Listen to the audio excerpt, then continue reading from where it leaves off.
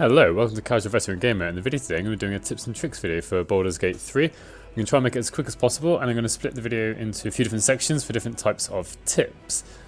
I'm going to start the video off with tips about character creation.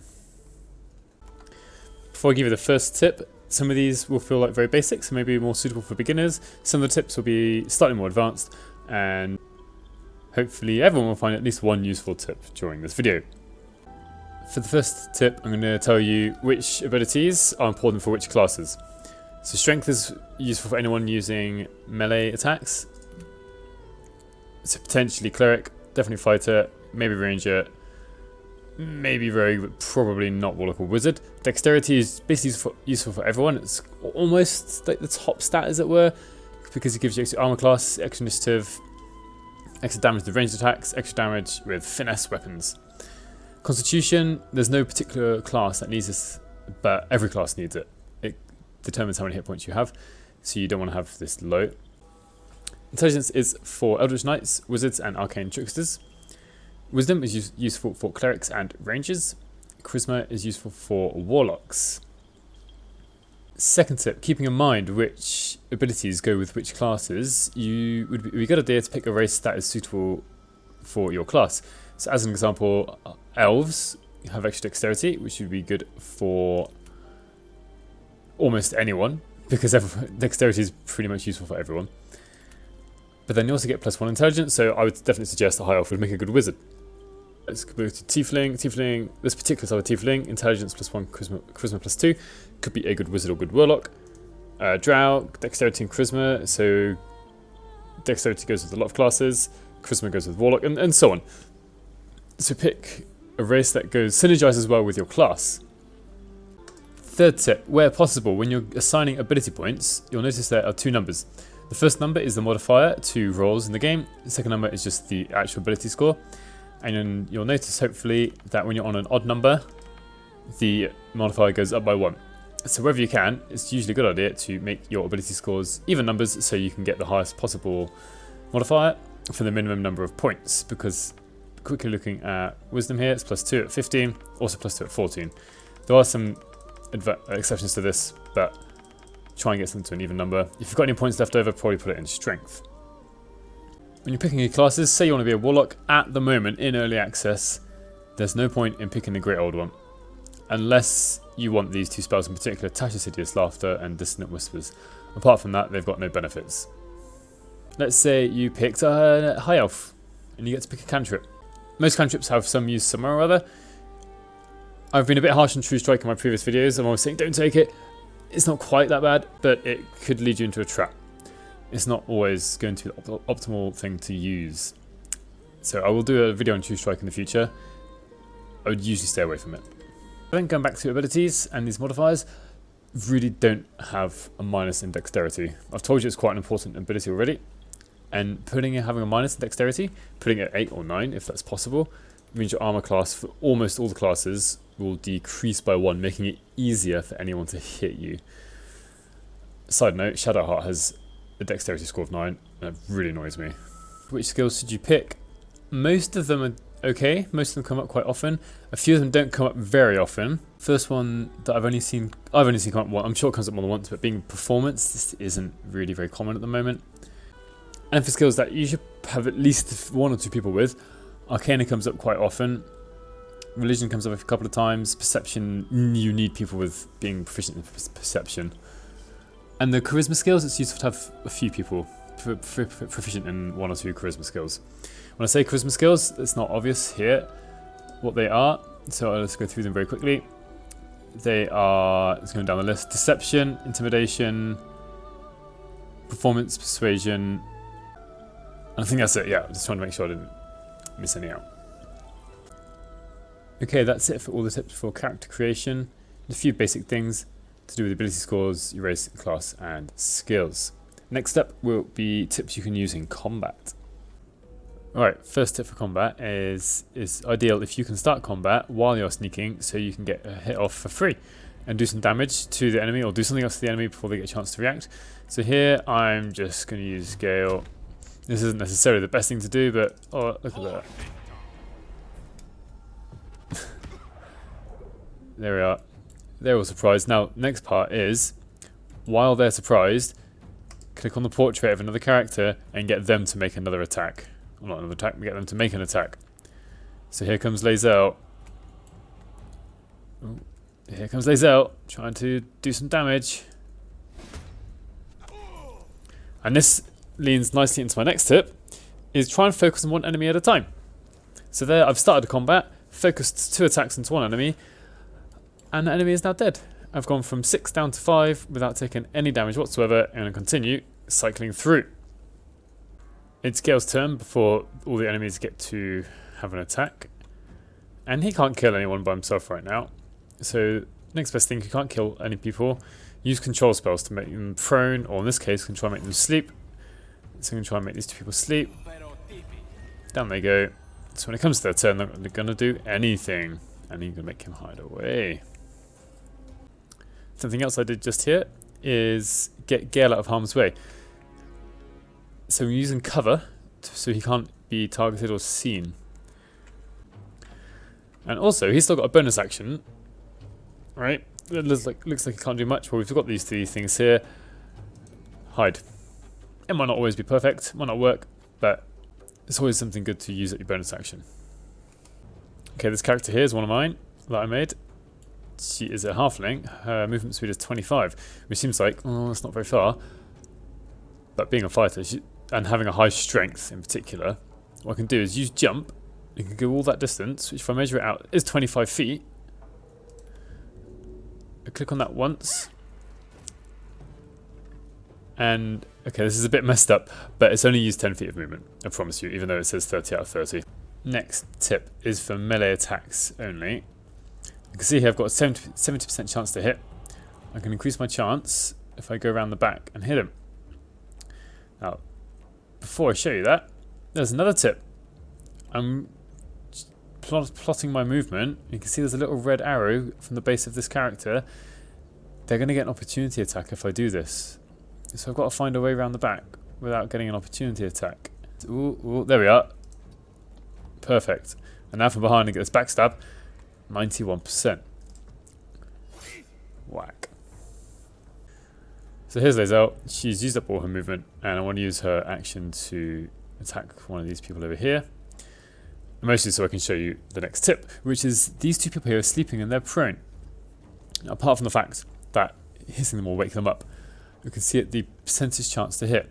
This person here is at 56% because Lae'zel is threatened if there's someone who's close by, and they're obscured by shadows. This person is not obscured, so they're just threatened. But you see people down, the 2 people sleeping, it says player disadvantage on attack. The game doesn't tell you this right here, but the reason that you've got disadvantage on the attack is that they are prone. Prone is bad if you're trying to do ranged attacks on someone, but it's good if you're trying to do melee attacks. So if I could get in there and use a melee attack, I'd have advantage, but using ranged attack, I've got disadvantage. So if I'm going to carry out this ranged attack against one of these 2 people, I've got a high chance to do it. I can see this person's 56%, and that person's 49%. But maybe I just wanted to check some more information about our enemies. What we can do is right click on the enemy and click examine. We get all this stuff. So their race, their health, their armor class, base speed, size, weight, attitude, and their ability scores. Interesting thing to note is that their base speed is 40. It seems like almost every enemy in the game has a base speed of 40. So here's Shadowheart. She's our cleric, and she is using the spell Bless. And this requires concentration. So some spells require concentration to keep the spell going, which means they last more than 1 round. And you can drop concentration mostly one of 2 ways. If you're hit, your character has to make a Constitution saving throw. If they pass the throw, then they will keep concentration, the spell keeps going. If they fail the throw, then concentration disappears and the spell stops. The other way that concentration can be broken easily is if you cast another spell that requires concentration. So I wasn't thinking about it. I'm like, oh, I want to cast Bane. I want to have these people have worse throws. When I do that, it says concentration broken. I'm no longer concentrating on Bless, which I was before. Back to Gale. He's been hiding. And I want to make sure he doesn't get seen unless I really want him to. I've got no choice. What I can do, hold down shift. You can see this red cone on the floor. If he goes into one of the red cones or red areas, there's a chance he'll be seen and he won't be hiding anymore. If you're hidden and you attack someone without being seen, you get advantage on that attack. put this here, you can see there's almost like a ghost to the left of where Gale is standing. That's where he'll end up. And if I hold down shift, I might have to do it from a different angle, I can see he's actually going to be standing inside the red area, which means he might be seen. But it all worked out and he got advantage on his attack.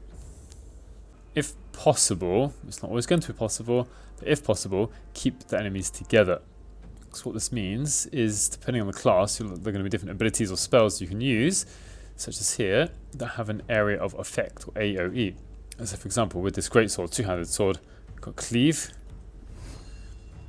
I'm going to hit all three of them. This also leads into the next tip, is you can see there's a light red outline over the enemies. They're the ones that are going to be hit. So if I move over to here, only the enemy with the great club, the two-handed weapon, is going to be hit. And as I move the mouse around, you can see the enemies become highlighted. So if the enemy is highlighted, they're going to be targeted by an ability or spell. And that's why we group enemies together if we can. Now, I just used an ability, and I would say in other games I've played, and even in Dungeons & Dragons 5th edition, playing on the tabletop, sometimes they're a little bit wary about using up my resources. But I would say in Baldur's Gate 3, just use your resources at will. Just do it. You may as well go through a fight and use up all your resources, and after that, you can have a long rest. So, for example, Shadowheart here, it's only got one level 1 spell slot left, which I'm like, oh, I should save this for some dire situation. Don't need to do that. Here's Guiding Bolt. 91% chance, 65% chance, plus this person's already damaged. This is a bit overkill, but there we are. Actually, I only did 10 damage, barely did enough damage to kill them. So I've got myself to a situation where there's some characters running up here, but before I get them up here, I want to actually start combat. The reason for this is that I'm at higher ground than them. And being at a higher ground gives you an advantage in a very mechanical, literal sense. So let's show you that. Now I've got advantage on the attack, probably because I'm unseen actually. If I could somehow hit this person, there we are. I could try and hit this person. You can see it says high ground with a green arrow. That means I've got advantage on the attack. Unfortunately, that's outside normal attack range, so that negates the advantage. But this person here, I'm not high enough to get the height bonus. So it's not just any height, there is a minimum height. I've got to say I'm not certain what it is. So this is hopefully where we'll see the high ground come into play. So I've got high ground and I've got advantage on the attack because I'm unseen. See if this works out. There we are. Gotta hit him. So some characters have the option of both a melee and a ranged attack. First of all, you can switch between the weapons quickly by pressing V on the keyboard. As a bonus tip. Now let's say, and this isn't a great chance, 50%. Let's just say I want to do this. If I want to hit that guy, it's a miss, fine. What I should make sure I do as a melee character, switch back to the melee weapon because it might give you an opportunity attack against an enemy if they decide to run past you. Gale here, I'm ready to hopefully set up something that's going to work pretty well. I can try and use Thunder Wave, and you can see there's a white line appearing from that guy, and you can see where he'll go if he fails his dexterity saving throw. There'd also be a similar effect if he was a bit closer to the edge and was pushed. So if you can push people off edges, or in this case knock them off using a spell, it will greatly increase your survivability. Okay, I've artificially set up a situation here where, oh no, I've got two people who are downed, what am I going to do? They're going to die. First of all, don't panic. Here, Lae'zel has in fact passed 2 death saving throws already. She's probably fine. Here, Shadowheart has failed 1. The biggest danger right now is having one of them hit. A hit is an automatic failure on death saving throw. I can try one of a couple of things. I can either walk up here and just raise Shadowheart from being downed by using the help action, or maybe I can try and sleep. So now they're not in any danger. Now obviously it depends on the character, depends on what you can do. So ignore the downed person right now. I want to help out Lae'zel. Okay. It's all fine. And now this person who was just downed can pick this person back up. Actually, you can use action search, so don't panic. Get your characters to try and do something to stop incoming attacks, and then help each other out. Now, it doesn't matter if they get knocked down again, you can just get them back up again same turn. As long as they're not dying, then all is good. For the next part of the video, I'm going to be telling you about some spells that are notable. And before I get into the spells, I do just want to say that these aren't the best spells and all the other spells aren't good. These are just some of the spells that I think every party should have. There are plenty of other good options. With any self-respecting wizard or other spellcasting class, they'll probably have access to these following spells. The first spell I want to talk about is Mage Armor. You can see here, my Githyanki wizard isn't wearing any armor. It's just got some robes on. It's got an armor class of 12. A class mage armor. There it is at 15. 15 still isn't too difficult to hit, but it's certainly a lot better than 12. And you don't need concentration for this. That's it. It's on now for the rest of the day until I have a next long rest. Another spell that I will cast at the beginning of any adventuring day, as it were, is Aid. If I've got a cleric, what this does is add 5 hit points to every character's hit point maximum, which don't count as temporary hit points. So these stack with temporary hit points if you get temporary hit points from any other source. So now these hit point totals are now 5 extra for every character. The first combat spell is going to be an absolute classic, Magic Missile. This is not a particularly highly damaging spell, but the real benefit of it is that it is 100% certain to hit. As long as the path isn't interrupted, I've certainly had it where it's drawn a path to an enemy, but actually the path clips the terrain or other objects, and the magic missile doesn't hit the enemy. And you get to choose 3 different targets, 3 different destinations for the projectiles, which can all end up on the same target. And it's guaranteed to hit. So I've chosen 2 targets. Once I click the third, starts combat. Now, unfortunately, I only did 6 damage, which is the downside to Magic Missile, but I know I'm going to hit him. And sometimes doing any damage for certain is much more important than just potentially doing a bit more damage. Okay, the next important spell to have for combat is Sleep. Especially at these lower levels where it is possible to make multiple enemies fall asleep. I can make 2 of my enemies fall asleep. This obviously doesn't do any damage, but takes these enemies out of the combat until they're woken up, which means you're taking less damage and you can focus your damage onto fewer targets. There we go, they've gone to sleep, 2 fewer targets to deal with. Alright, the next spell is pretty much specifically for warlocks, but if you're going to choose a warlock, there's really no reason not to take this spell. And the spell is Hex. You choose Hex, then you choose an ability that the target will have disadvantage in ability checks in. So Wisdom, Dexterity, so on and so forth. I like to go for Dexterity.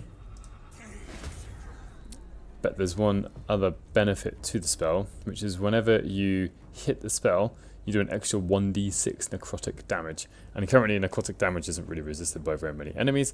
The slight downside is it is concentration, so you don't want your warlock to be targeted while Hex is up. And once the enemy dies, you can use a bonus action in the future to cast Hex on another creature. The next spell you only get once your wizard can know level 2 spells, which is at level 3 for the character level. And it is Shatter.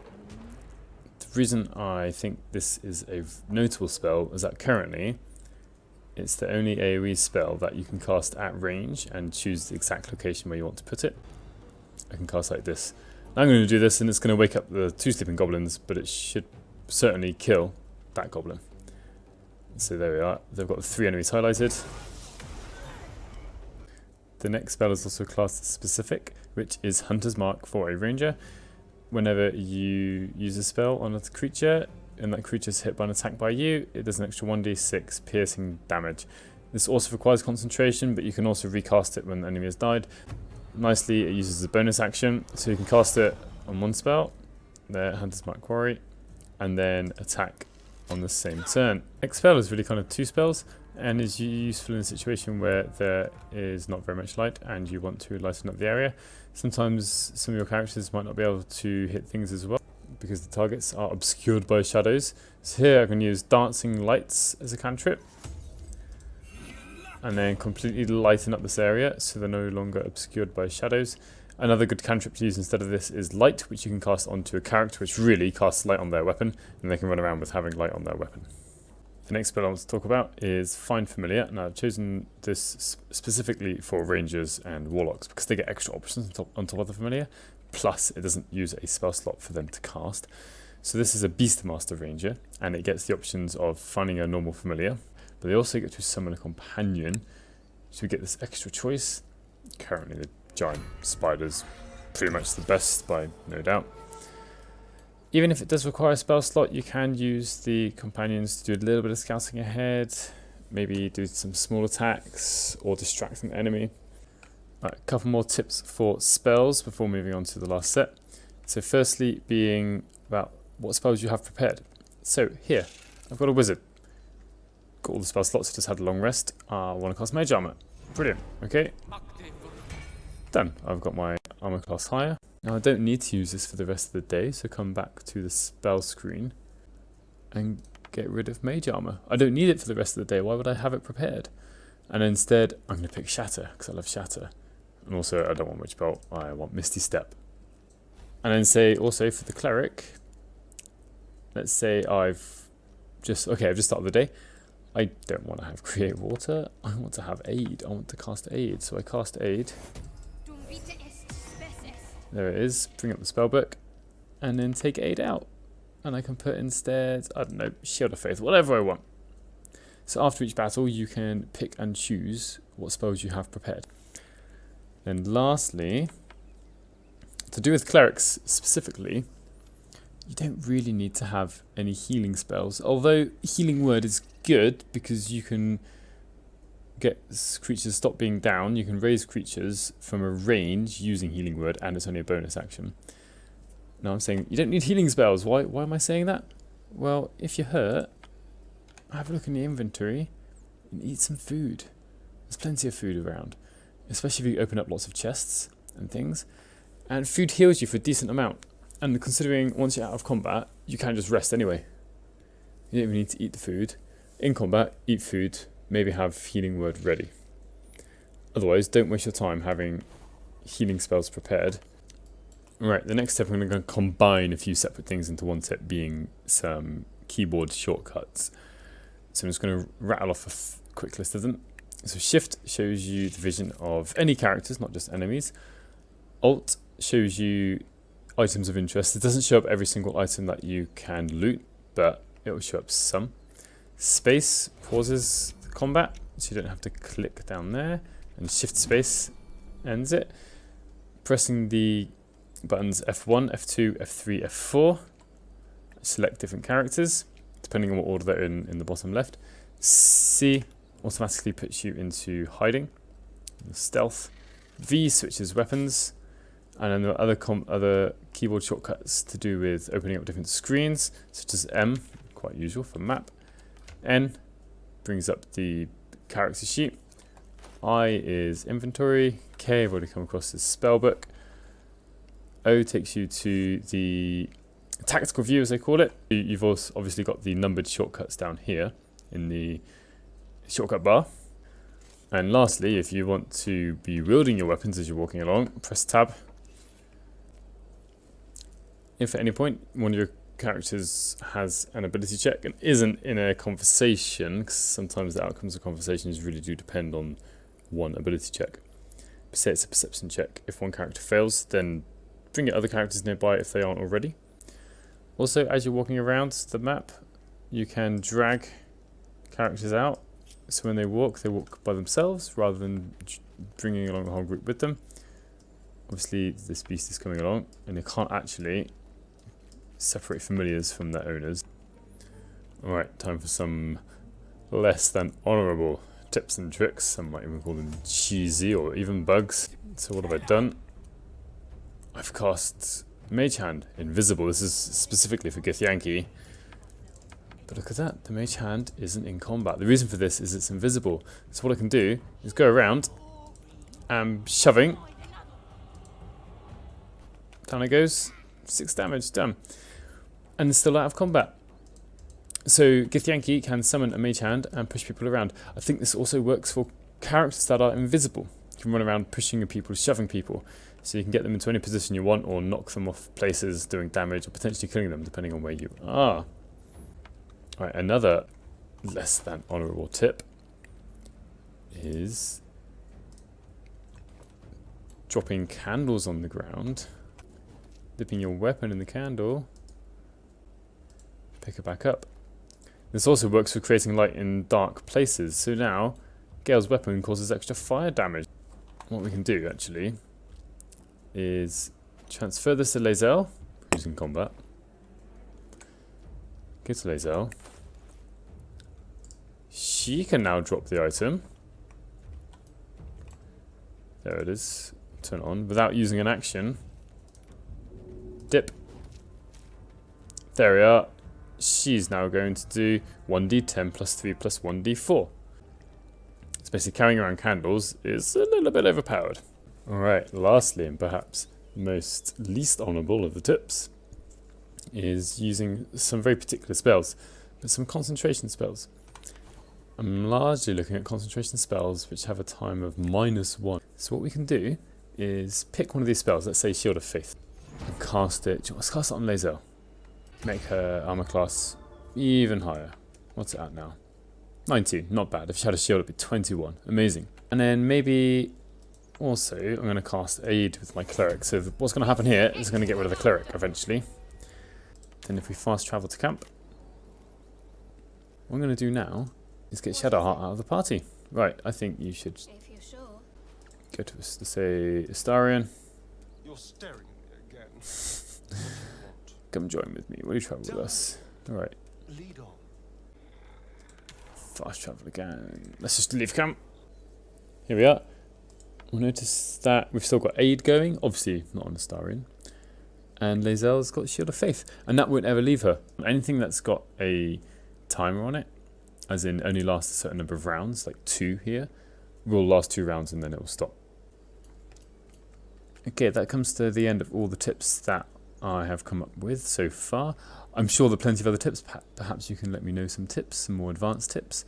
If you've found anything useful, any of the tips, you're going to use any of the tips, then please leave me a like. All subscriptions are appreciated, and I will see you in the next one.